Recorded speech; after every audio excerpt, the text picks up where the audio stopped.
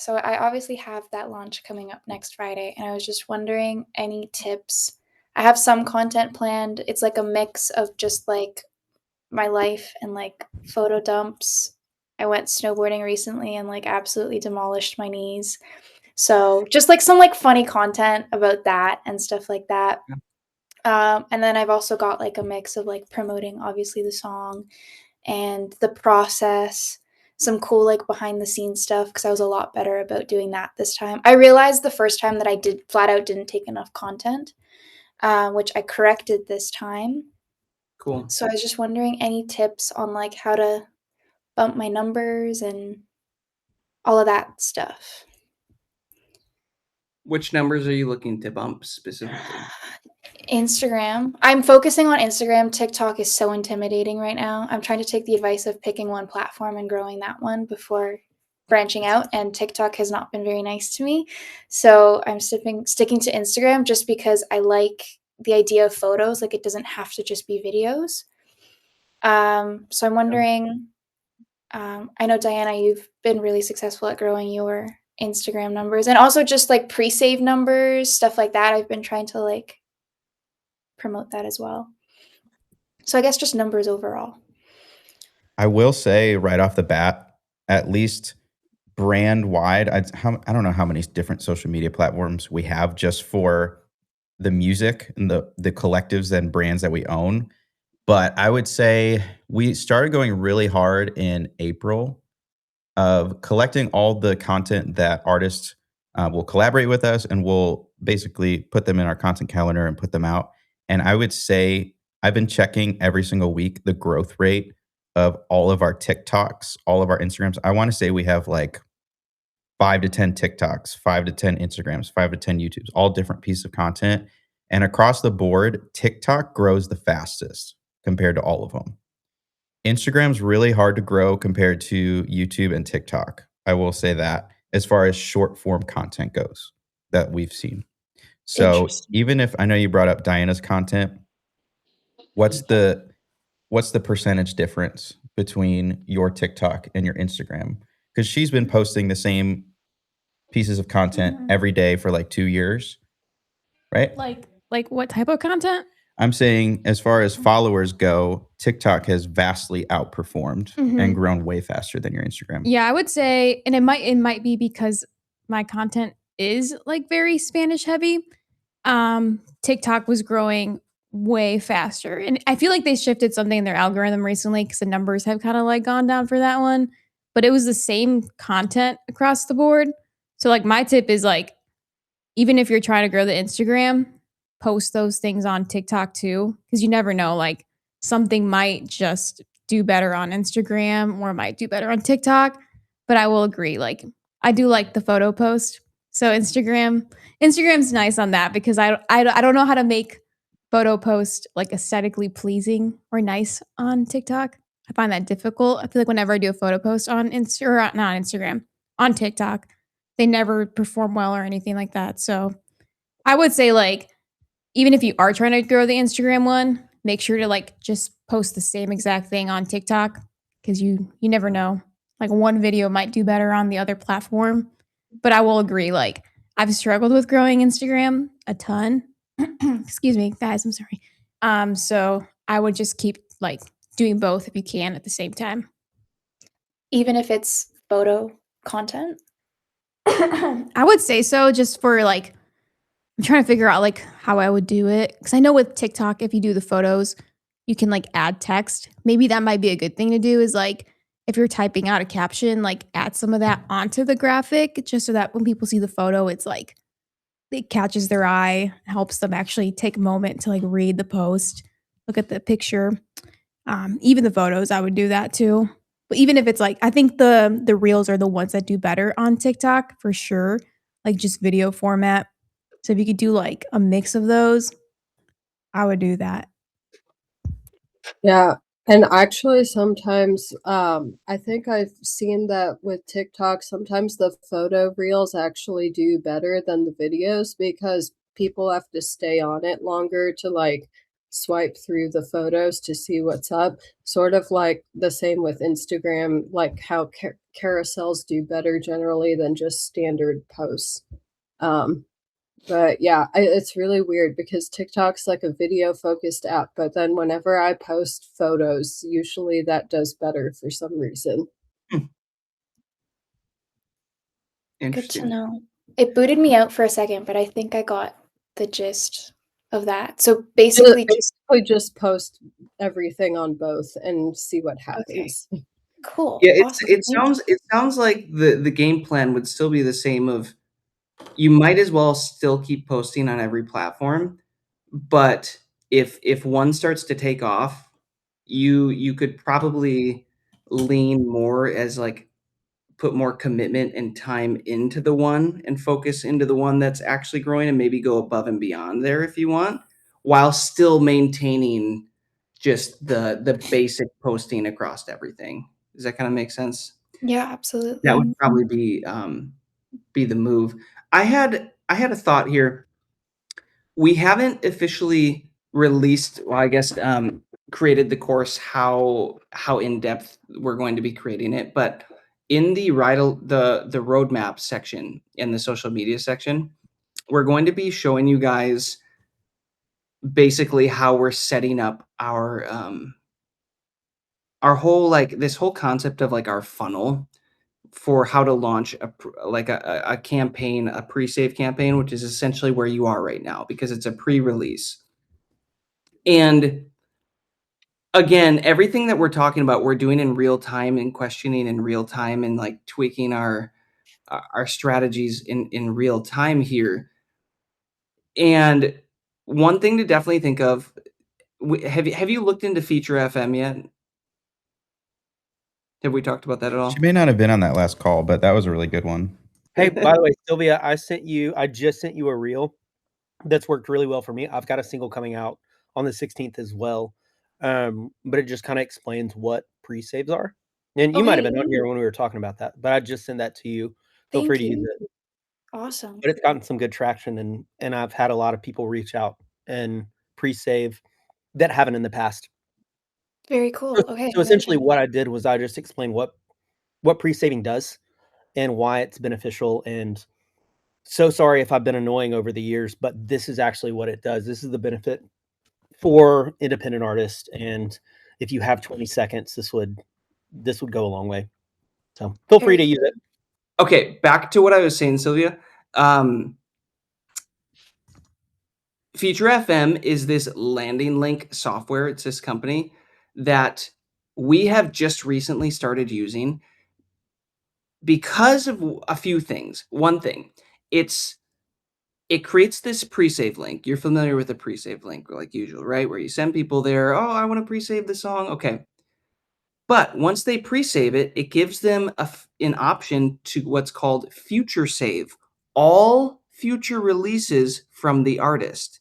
What this means is that they will then pre-save every single song you ever release. That's cool. So now, let's say you get 10 pre-saves on your first song. Well, now your second song starts with 10 pre-saves. And then you get another 20. So now you're up to 30. Well, now your third song starts with 30 pre-saves. And the other thing is they also add those songs into their playlists. So in their Spotify, they choose what their go-to favorite music playlist is. That song automatically populates into there on release day. They automatically saved the song and are future saving all of your other songs. About 70% of them we're finding convert to future saves. And they also get the option to follow you on Apple or on Spotify, on Amazon Music, on YouTube, and there was one more option too. I think the pre-saves were also available. The future saves were also available on Apple Music. So Apple Music has their own version of it. And I think Amazon also had their own version of it. And you got your email. I've got it pulled up right now. Spotify, Apple Music, Tidal, Deezer, Amazon Music, SoundCloud, YouTube, and AudioMac. Yeah. Spot on. Thank you. All of those. So I just want you to think about this is like we kind of think of this whole pre-save game with just like, oh, okay, like the song's coming out, I should probably make some content to help get the thing pre-saved. It's developed way more than what pre-saving used to be. We just had our monthly call with our distribution team for the record side of the company, and they were basically pointing that out too, because I was asking, I was like, dude, are the rest of your clients like taking advantage of this? And they're like, honestly, it seems like this rollout from Future FM is still fairly new in the last like 6 to 8 months where they've really developed this.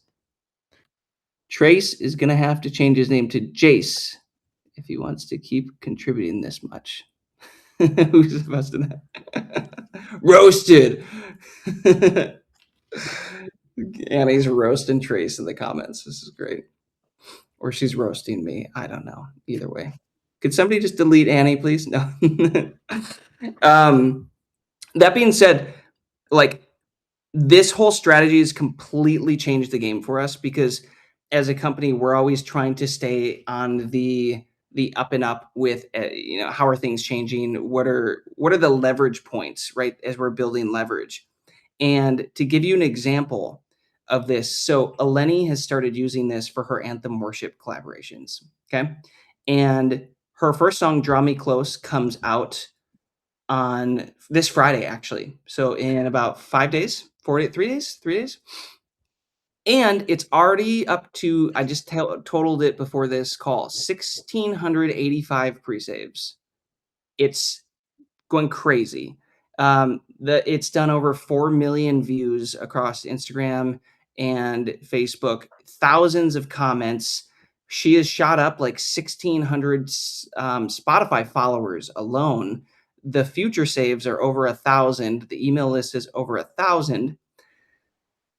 And it's all because now that she has traction, she has a funnel system set up to literally capitalize on every aspect of that. Every fan on every platform.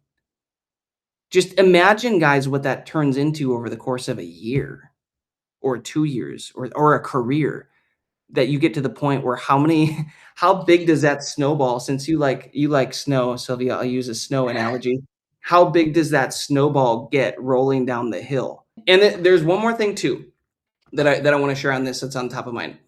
Joey and I were talking about this. This strategy that we have been using thus far is we release music and then we try to figure out how to make it go viral, right? To try to get this stuff in front of people and then listening and obsessed. But with this last song with Eleni, Draw Me Close, it was backwards. It was the opposite. It wasn't supposed to be on the album. She made a demo and released it and it went mega viral. So then we said, oh, let's quick add it. So we added it to the album, and then we took that traffic and started making all this content around it and sending that traffic, and now we're releasing the song. So I do have to pose this question to you all.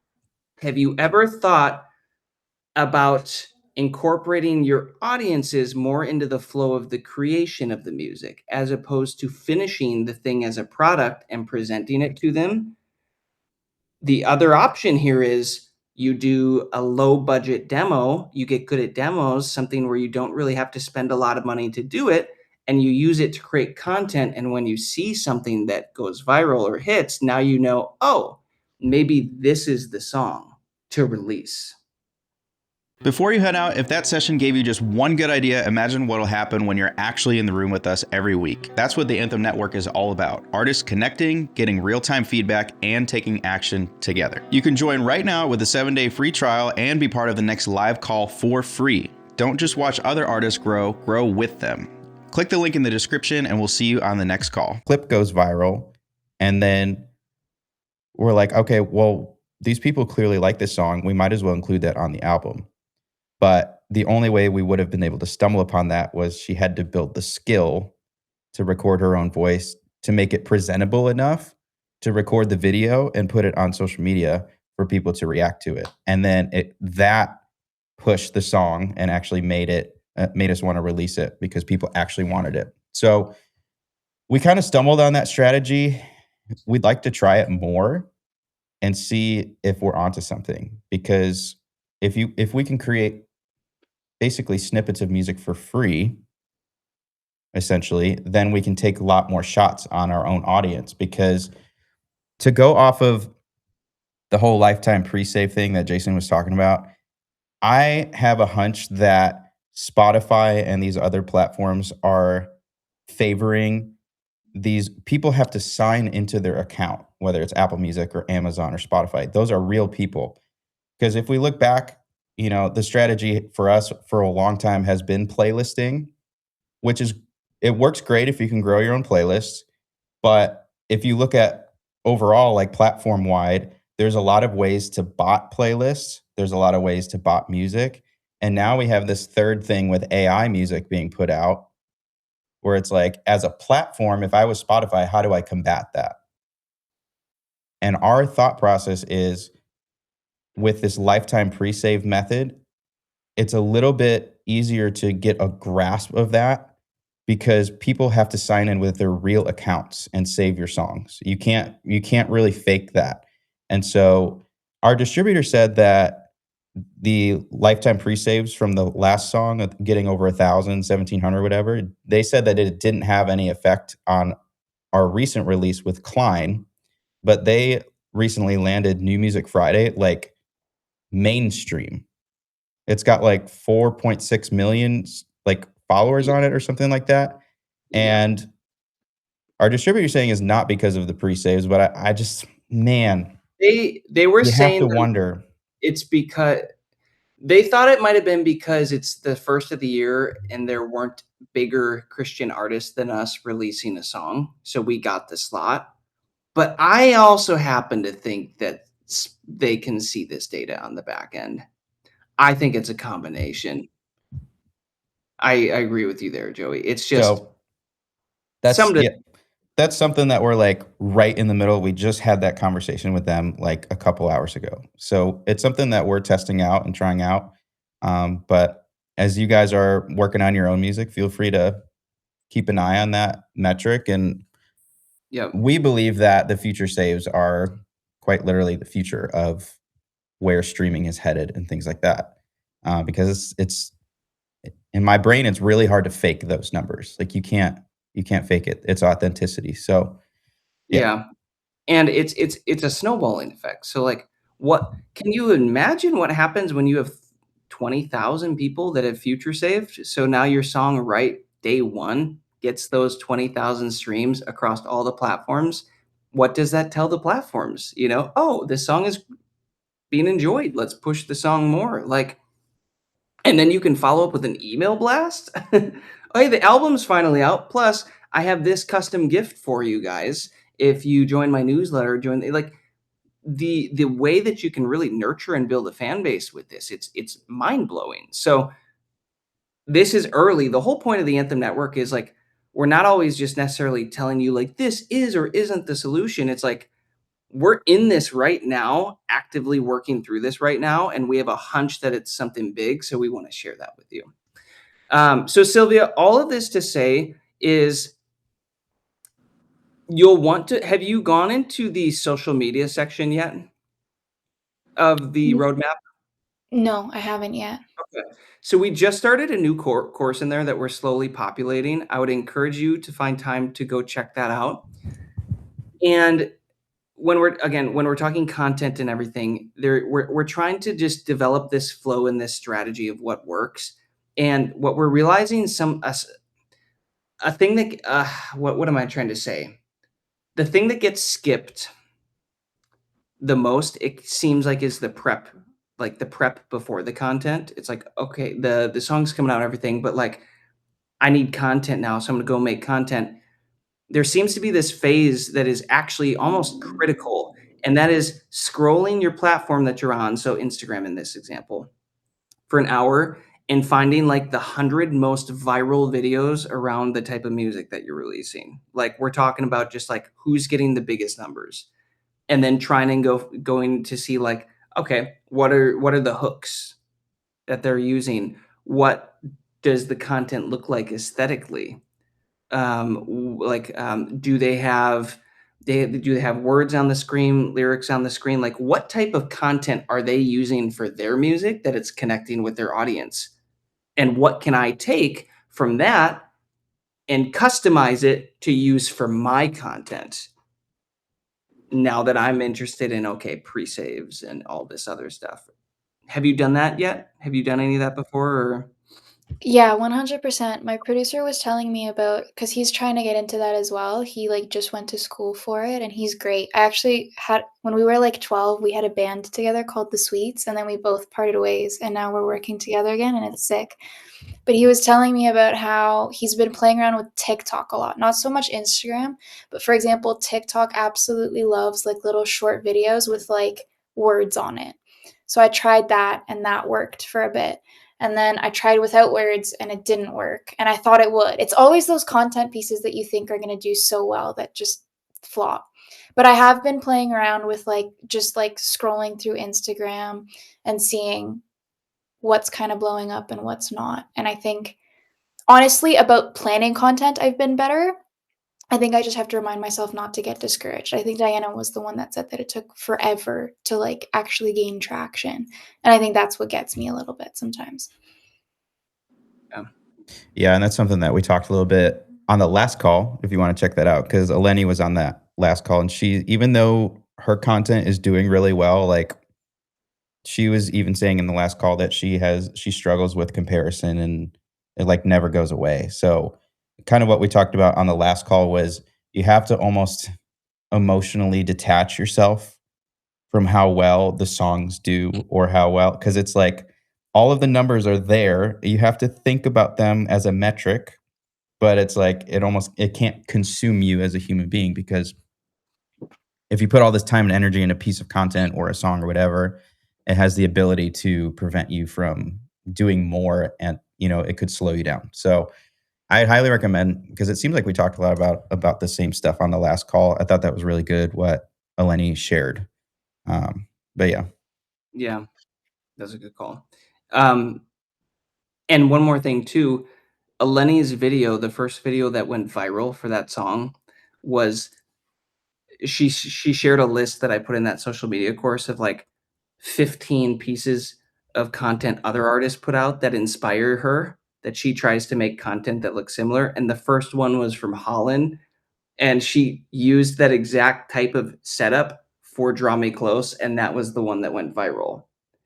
And if you go look at the top video and then you look at Eleni's video, you're like, oh, I see it. But she made it her own. So it's not spot on, but it's like you can feel the similarities.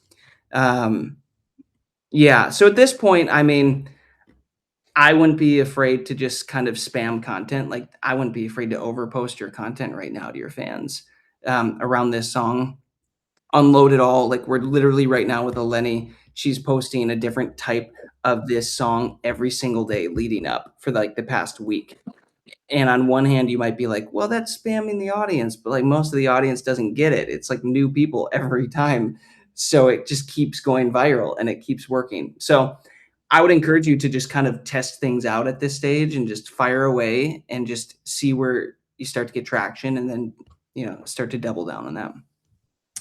And at least where our headspace is at, I know we're talking about getting this new setup and, doing our own content that is around music business and the network. And I know we talk a lot about AI and things like that, but something that we're mentally shifting into more, especially as like AI becomes more believable and there's more AI music and content and things out there that you're now competing with, unfortunately, what we're leaning into is authenticity at every level of the content making. So, like, for example, yesterday, I went out to the river. You'll see this piece of content eventually being edited, but went out to the river, made some content outside. And the way that I did that was I had my general idea that with my notes that I wanted to talk about with my talking points. But then I proceeded to film every detail leading up to that. So not only did I film the final product, but I filmed the process going into it. And hopefully that will, I noticed when I was filming that part, I was able to insert more of my personality into like, oh, well, this video went well, or this video didn't go well, or like I could have, like the fact that to add the extra commentary not only gave me double the content that we can post and sprinkle in, but I think it's going to help add a little bit more layers of personality and things like that, to where for the TAC Anthem Network content, we can then, Jason and I can put in our own personalities with a lot of the behind the scenes stuff. So I don't know if that gives you any ideas, because I know that a lot of the stuff that we talk about is like sing every section of the song and like it's kind of rigid and chop it up into parts. Like that is a piece of content that you can test out, and we know those do well. But what are some other ways that, I know that you mentioned that you could talk about your snowboarding story, your skiing story, and like layer that into your thing, because that's stuff that you obviously enjoy doing outside of hurting your knees. But, so yeah. No, cool. That's awesome for sure. And I think it makes it more diverse and puts like less pressure on like just singing or just doing one thing, where like you have like that kind of branch. Because originally I was like, oh, maybe I shouldn't be posting life stuff while I'm trying to promote a song. But I was doing some research, and apparently it's encouraged because people like seeing into your life and seeing like what you're doing and stuff like that. And again, it puts less pressure on rigid content. And Eleni was actually, we were having a conversation with her about this too, because she's got more like humor related content and like life content that she likes to post, but you'll see it vastly underperforms compared to her other content. And we were just trying to like help her understand, it's like, this type of content, like that's super personable, isn't going to get the masses, but it's going to like funnel some of the people who have liked your viral stuff for the masses. Now it's going to take a few of those people and make them like you a little bit more. So it's kind of just like slowly pulling in a few people here and there to really become a fan of you as a person, as opposed to they just like your viral content. They don't really know you, but they like the song. You know what I mean? So Mhm. there's kind of this balance is where we're landing of like, okay, 80% maybe is this viral stuff, 20% is the stuff that you can kind of try to pull them in as a real fan deeper, and whatever works, and just see if you find a balance that works. Yeah, for sure. Right. No, that's great. And then one other thing we talked about, because we're heading that direction anyway, where Jason said that like the more authenticity is required, the more you want people to be fans of you personally. The viral content's the viral content, but don't get discouraged when you post something super authentic and then it doesn't get nowhere near the same amount of views. Those are your real fans that are liking it and commenting on that. And so you want to pull those people in closer to you and ultimately be fans of you. Or sometimes I feel like the authentic content is what performs well, like better than the music clips. Like, I don't know if you've ever like you said, you've spent like hours editing a clip and then it gets like 2 views, and then you go and you have a random like meme you post or something funny, and like you just upload it and then that one does well and you're like, really? It took me 5 minutes to make. So you just never know. You're just meant to be a meme artist. Yeah. Make only memes. Before you head out, if that session gave you just one good idea, imagine what'll happen when you're actually in the room with us every week. That's what the Anthem Network is all about. Artists connecting, getting real-time feedback, and taking action together. You can join right now with a 7-day free trial and be part of the next live call for free. Don't just watch other artists grow with them. Click the link in the description and we'll see you on the next call.